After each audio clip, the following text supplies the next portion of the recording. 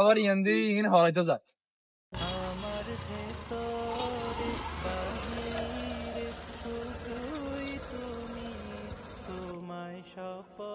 আসসালামু আলাইকুম।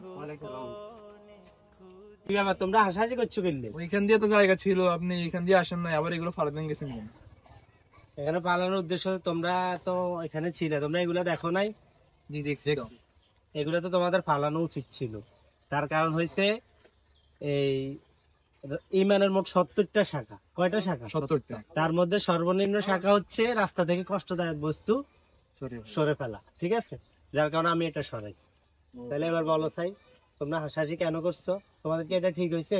না, সামনে থেকে আমরা এগুলার দিকে খেয়াল রাখবো। ঠিক আছে, অবশ্যই এগুলা খেয়াল রাখবে, এটাই ইমানের একটা অংশ। জি ধন্যবাদ, জানানোর জন্য ধন্যবাদ। ঠিক আছে, আসসালামু আলাইকুম।